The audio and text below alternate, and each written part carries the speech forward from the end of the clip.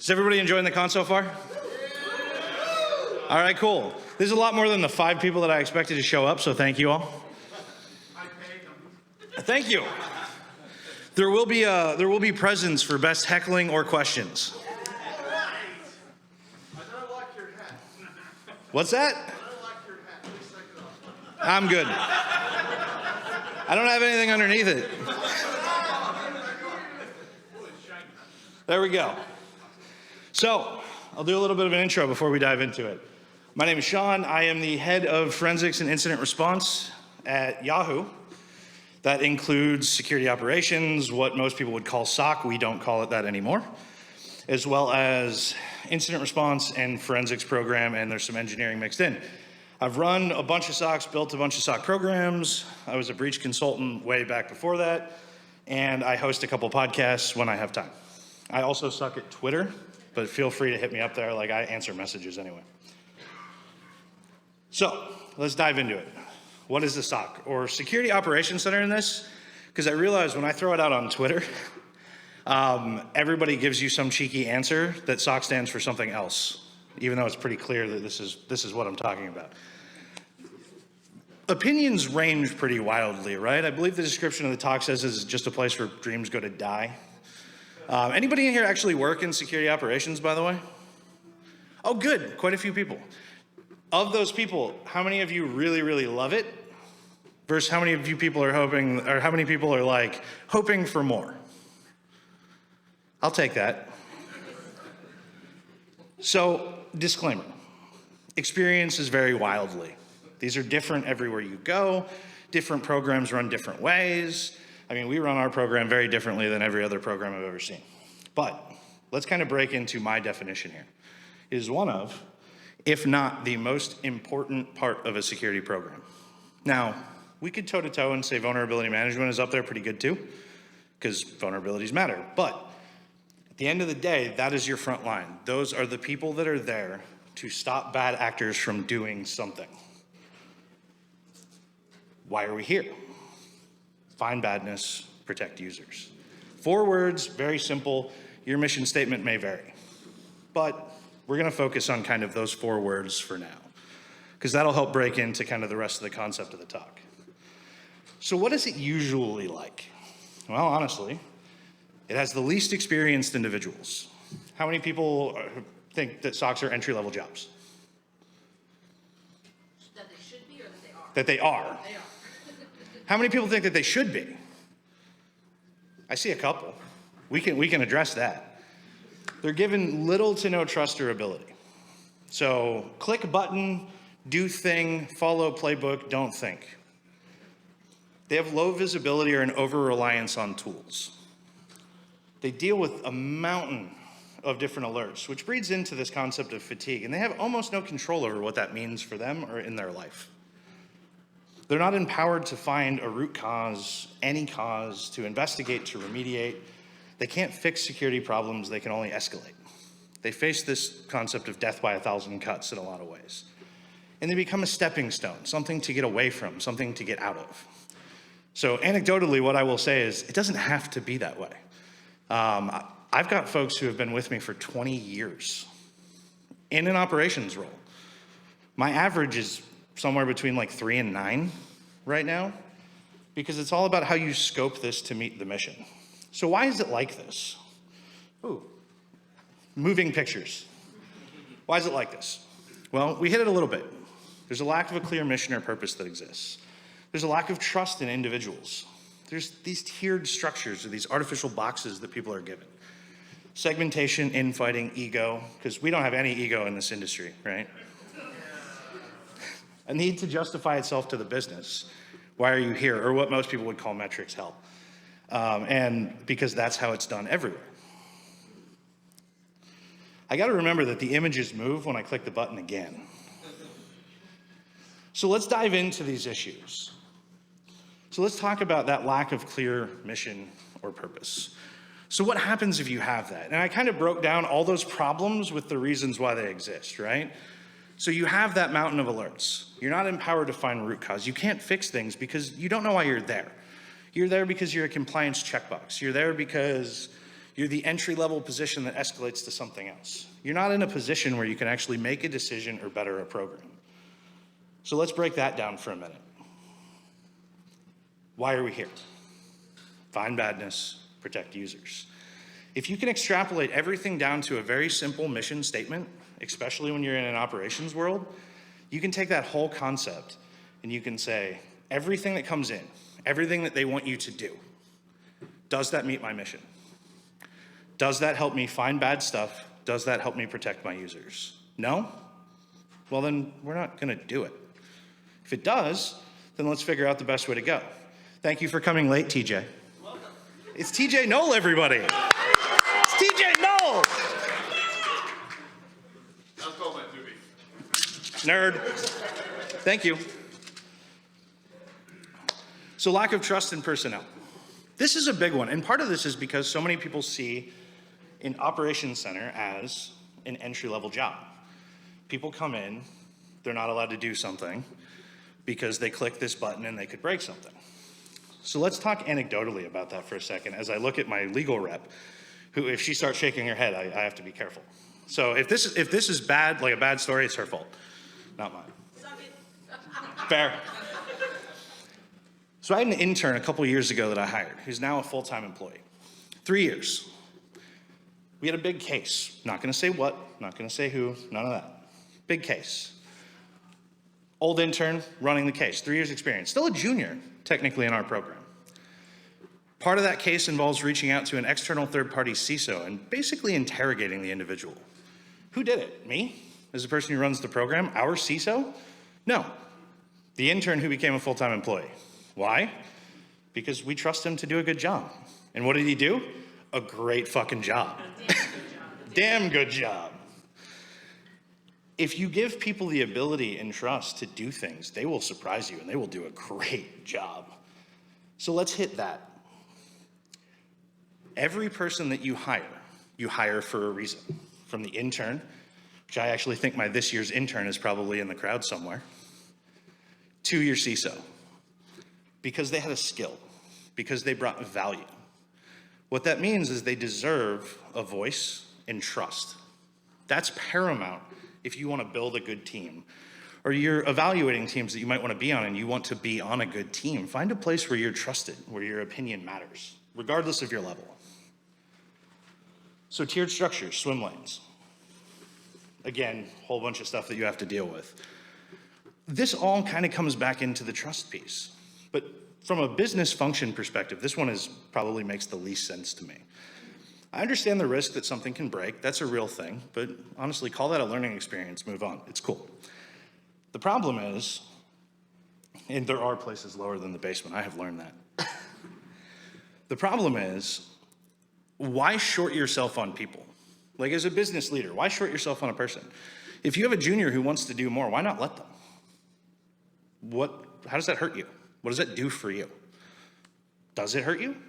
If they mess up, maybe. Give them some guardrails, maybe. But you're just not getting the value that you could out of a person who clearly wants more. And then they're just gonna leave and go somewhere else and do more anyway.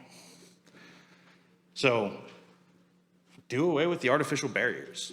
So we use tiers internally for expectation, and it's only for expectation. It does not change their job or what they do, but we expect more from higher level employees. But that way, every employee who comes in, including our interns, gets an opportunity to experience and do cool stuff. That's really important. That gets people interested, involved, and engaged. And if you want to have good security people who are actually investigators, rather than people who click buttons and paint by numbers, you need people who are interested and engaged. Segmentation, infighting, and ego. Hey, Shawn, Yes, we talked about this. we In did. this slide, the other thing it does is it gives them that progression path that keeps them employed at your place because they're not like, great, what do I do after tier one? Exactly. I don't have anything. But now you're saying, hey, if I learn about this, I can do that, and I can do the other. And so now they see that going all the way up. So it keeps them there, and it's like that keeps them engaged. But now you have that progression part. So the person who hired the intern is now full time. You didn't get there because you were like, oh, you're an intern, thanks. See you at the door. Good luck with life. Exactly. And You build growth. Intern wants to do malware, do malware. What's the average turnover in SOC? It depends on the SOC, but honestly, it's usually a year or less, maybe a year and a half. But what I was saying up front is ours, I mean, we're looking at, 3 to 20 years. Somebody? Yeah, I work with SOCs, like supporting them, but my experience, as soon as they get good, they leave for greener pastures. So that speaks to the cultural problem of the SOC that they're in, right? So what if the greener pastures don't exist? What if you are the greener pasture? So what if you make the job interesting enough to be the greener pasture? So I'll hit on this when I talk about segmentation, infighting, and ego, because it's really interesting. Oftentimes in a security organization, there are 2 separate teams. Well, 3. There's a detection engineering team and threat detection and response. There's a security operations center, and then there's an incident response function, right? Detection engineering makes sense. That's a very specific skill set, like building things and kind of keeping up systems. But incident response and security operations, what's the difference? Anybody?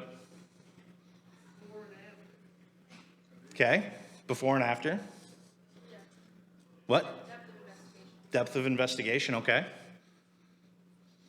So neither of those things need to impose a difference. They don't. Before and after is a really good one, and I like that because the person who investigates before might have more information than the person who investigates after, and you might actually suffer from that. Likewise, depth of investigation, you're limiting folks from being able to go deeper. Why? So we actually, it's funny as I give this talk, we shut down our SOC, AKA we took our IR function, we took our security operations function, and we smushed them together. We said, hey, we own everything from start to finish. So we own alerting and monitoring, we own threat hunting, we own incident response, mitigation, remediation, automation, all that kind of stuff. It's working phenomenally well because we're taking these skill sets where SOC people often have way more experience and way more to bring than what most people think because they're in these logs every day. They know what's there. They know how to look at it. They might just lack that after piece because nobody lets them do it. And some of the IR folks are really good at the after piece, but they miss the beginning piece because they don't spend their days understanding an environment or digging into something. They only get called when there's a problem. So bringing those 2 things together expands both skill sets in a meaningful way and lets people do just cool shit all the time. And that's really what it's all about, right? Let people do cool shit. How did I do it? As far as shutting down, was it So we never shut it down. We made a proposal, as you do in business stuff, that said, I think this would be a better structure for a group of teams. People liked the proposal. The teams liked the proposal, which that was the first group that I ran it through was the teams. And we said, hey, cool, we're gonna take this, we like it, we're gonna smush it together, we're gonna try it out. We built up a whole bunch of new things that leverage the skill sets. We built a more formalized hunt program and a whole bunch of other stuff and said, boom, here we go. And it runs phenomenally. We have SOC people who never would have got to work cases and do real investigations, doing phenomenal investigations. And we have the IR people bringing so much of that knowledge and stuff that they have from the back part that they're becoming phenomenal monitors and finding really cool stuff, right? It's an awesome concept. And it works really well. But the other piece to it, we can't lose sight of why we're here. At the end of the day, that's what's most important. What are we here to do? Somebody recently said to me, I don't care what we do or how we do it, I just care that what we do is the right thing. So if we could all just take a moment and say, what is the right thing? For us, the right thing was not having a separation between IR and operations, because it didn't really work. The right thing was how we best protect the business. How we best protect the business is by having full scale, whole way through the life cycle people who can provide that expertise. That was the right thing. The ego doesn't matter. None of that matters. We're there to protect a thing. And that's everybody in InfoSec. That's not just operations people or IR people. Red teamers, the works, across the board. We're all there to make a company safer and to protect users, to protect people, to protect whoever. That's what we're there to do.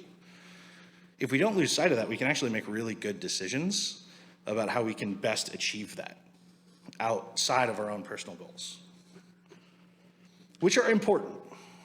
So, a need to justify itself to the business.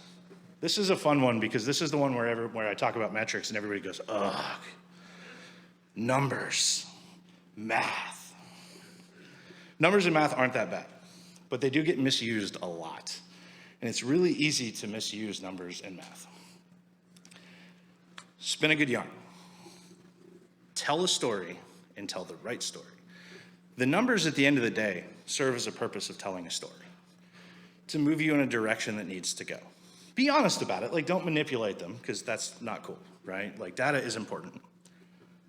But we want to tell a story. So what kind of stories do you want to tell?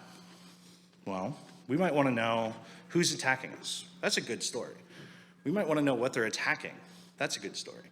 We might want to know if our work input is more than what we can keep up with on any standard variation, so like capacity modeling. That's a really good story.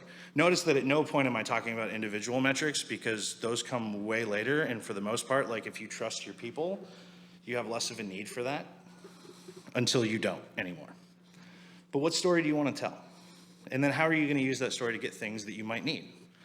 If you use a managed service company, right, and a lot of folks do, can you quantify how much of the whole managed service company's time is spent in your environment versus somebody else's and how much money that they're spending? That's a cool story because that could lead you to say, oh, it would actually be better for me to hire my own people, right? I'd be better off if I went down that route because I could either be cost same or cost better and get better service. So it's all about how you use data to tell a story, but data is important. Metrics are important, but numbers for numbers' sake are worthless. Don't worry about it. Figure out the question that you want to answer and figure out the story that answers that question. Honestly, I actually recommend everybody who does this at an analytical level or like as an IC, talk to your leadership and say, what do you care about? And then you can help kind of build what they care about, right? So this last one, this is like my pet peeve, because this is how it's done everywhere. I've spent so much of my time like building operations programs fighting with people who say, well, industry standard is this. Clearly the industry standard doesn't fucking work. Let's be honest. So I'll say this about it. We are hackers. We challenge norms. We innovate. We adapt. We change. That's what we need to be. That's what we need to do. There should be no industry standard that comes across, especially one that doesn't work, that won't cause us to try to change something or make something different. Like, that's important. I realize I'm coming up on time here pretty quick. So let's put it all together.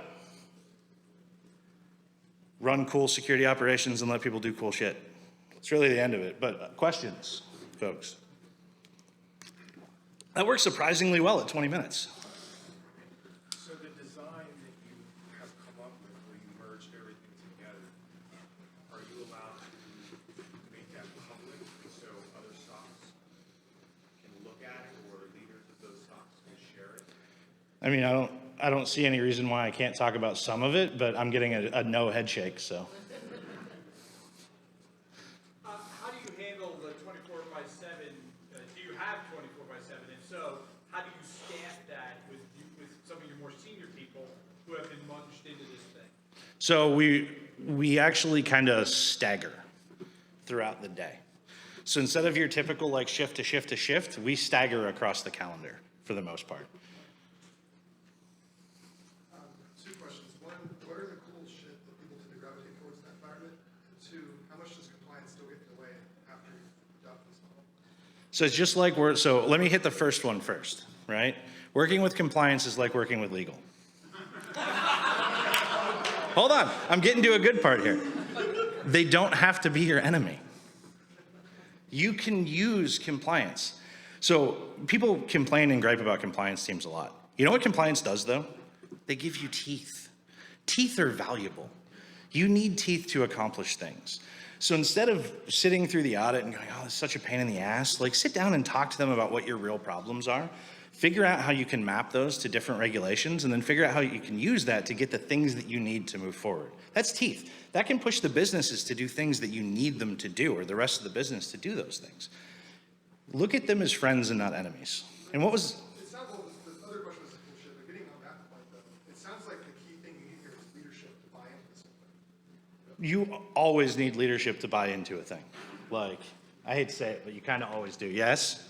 So one of the cool shit about what his job is he gets to come to me, I'm a lawyer, he gets to come to me and be like, look, here's this issue, we need to change it. And I go, great, let's formulate that in a legal plan and tell the rest of the people on compliance and leadership that this is actually a thing that hurts. Yeah, but you're a cool lawyer. She is an awesome lawyer. But the problem is you wouldn't be able to do this if you don't forge a partnership with your legal counsel. Legal counsel are kind of like rabid cats. You have to approach them carefully and be very nice with treats, and then they'll just love it. She's right. I actually gave her the ticket to come here. Very nice with treats. Also, come up and get a present. You come up, get a present. Yeah. Yes, do it. You get treats too. Yeah, you get treats too. Good question. As far as the cool shit stuff goes, look, man, it's IR. Like, IR is inherently cool. Like, working cases and incidents is inherently cool. Like, that's like the dirty little secret of being in this field. Like, you don't want anything bad to happen because, like, you want to protect the company, but, like, you kind of do because it means you're going to have a really interesting day, week, month, whatever. But by the end of it, when it's multi-month, you're like, oh my God, no, I'm done. I never want this to happen again. You never want Log4j to happen. I'm not going to get into that. But we did a podcast on that with my IR team on the Paranoids podcast, if you're interested. Yes. First question is, when you first shared that with the customer, what was the initial response? Which thing? The fact that you have changed some of the infrastructure and to not make the SOC, and I come from the government side of life, but We're lucky we're internal and we're private sector. So I don't really have to deal with that. or even in the private sector, they're used to the more traditional ways of use that verbiage. So my background is managed services, so I can actually speak to it in that background. So when you do any kind of transformation, it's really all about focusing on benefit, right? So in this case, we're basically up-leveling an entire team and expanding job responsibilities in a meaningful way. Like, that's an upsell. That's an up-level. You're getting more out of this. You're gonna get better things, and this is how those things are gonna look. Oh, and by the way, you had these complaints, we're gonna address those things too. That's how we're gonna make this work. The second question is, in regard to training, because obviously if you have people on the front line, what do you do for them as their individual development plan to help them to, I love how you make them own it, and I think that's how people learn, and they want to do well, but you give them a reason why, and they want to do a good job. But what do you do to help train so that they can get things done without necessarily causing big issues that could hurt you long term? Sure. So training is almost individualistic for a certain extent, right? Like, every person has different goals, different needs, different wants, ways that they want to approach problems. For some people, that's like SANS and official training. For some, that's shadowing and working with other people. I'm an interactive learner, so I don't actually learn unless I'm part of a conversation for the most part. Like, I don't do school well, I don't do books well, I don't do any of that.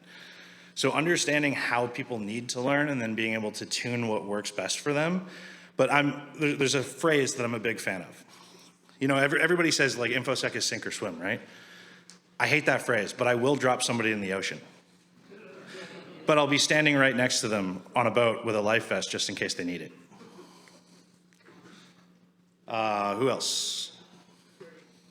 Go ahead. Right over there. Thank you. My arm hurts. All right. I was going to ask, so you call it trust, right? But how much of that is actually mentorship? And pushing someone to what they need to do, be able to actually get them to do it, right? Because I feel like a lot of operation centers, you don't trust them, but really no trust is us not showing them how to move forward. I would say that's actually a good question. So I think if you're gonna take the time to mentor somebody, you almost have to trust them, right? Like, trust is the foundation of all relationships in the existence of the world. Like, you must trust people. That's the very foundation of our society. If you don't trust a person, then you're not gonna help the person, you're not gonna wanna interact with the person, you're not gonna wanna do any of those things. So, like, foundationally, trust has to come, and then all the other stuff like mentorship comes after it. That is a good question, though. Also, you as well, both of you come get presents. Also, am I, like, way over now? Or am I good? Am I good? Okay. Love your leadership.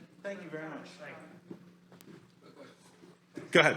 So after you guys do your, I guess your ranking system, is it like still like entry, mid, and senior, whatever, even though everybody's doing? Yes, however, it's based on expectation. So like I expect a more thorough something from a mid-level or a senior. Now there's one stipulation to that, and that's that I have another team called specialists who are primarily focused on project work, which is you can actually, throughout our structure without getting too much into it, you can go a leadership route into like associate leadership, or you can go a specialist route, which lets you do mostly engineering project work outside of operations as well. But operations is really where all the cool stuff happens because that's the full IR lifecycle process. So, one more. Go ahead.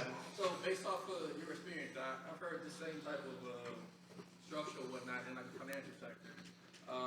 How easy or how hard do you think it would be to kind of push this type of concept onto like a government agency? That doesn't seem like it would be an easy task for them to kind of push.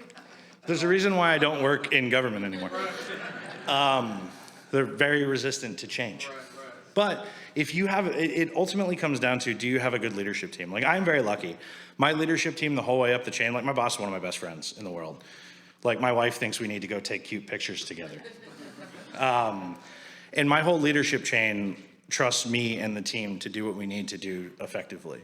So building that trust in relationships, and again, we all come back to relationships and the foundation of trust. Build trust, make change. Like decent theme. Hopefully that helps a little bit. Depends on the organization, probably. In the back. You were saying about spinning some yarn, telling a story. You were telling one last night about how much you love Red Team and your passion for it. Could you explain it some more? So actually, is PW Crack in here? Because if he is, I'll quote him. Red teamers don't do any work. Just throwing that out there. But no. So look, the red team back and forth ribbing is all fun and I love it. But like, as long as we all remember that we're all there to do the same purpose and to protect a company, like we have a fantastic relationship with our red team. We work hand in hand with them on a lot of stuff. It's really helpful and meaningful, and we can use them and point them in a direction, much like we can point our lawyers in a direction or our compliance people in a direction to solve the problems that we see, because operations sees all the problems, let's be honest. There's probably time for one more, folks. Who's going? Go ahead. I have one heckle and one question. Okay. How do you feel about being completely marginalized in the search engine space by people like Google? The bunch of shit. Ask me later. I'm not going to say that on a record. You're welcome. Better question is, how do you help your leadership team understand, like, obviously, like, no breaches, no incidents, like, ultimate security is great, but how do you help a leader, like, chop that up and say, like, hey, we need to do this and this and this? So at the end of the day, the hope is, for everybody else but the IR team, that there's going to be no incidents and no breaches, right? But that doesn't mean that there's not attack paths that are valuable. That doesn't mean that we don't want to think about how we're going to get attacked. That doesn't mean we don't want to think about what's going to be attacked and how we protect things, and constantly expanding. And I don't just do that to explain to leadership what potential risks we have or where we're at, right? I'm real key on, like, even as I bring in analysts, like I don't want them to worry about the alerts as much as I want them to worry about like what data goes behind it and what visibility gaps might exist. And all those kinds of things that make up a bigger security program. Like that is my baseline expectation from an analyst, which is probably a little different than, what most people think of like an operations analyst. But I tend to expect, like, think about the why and think about the what if and how could we go do something. And I mean, we're always busy, not like from a breach incident-y perspective or anything like that, but like there's always more to do. There's more to hunt. There's new things hitting the news. There's all kinds of stuff to keep us occupied, to look for bad, because that's what we're there for. Find bad, protect users. That's right on time. Thanks, everybody.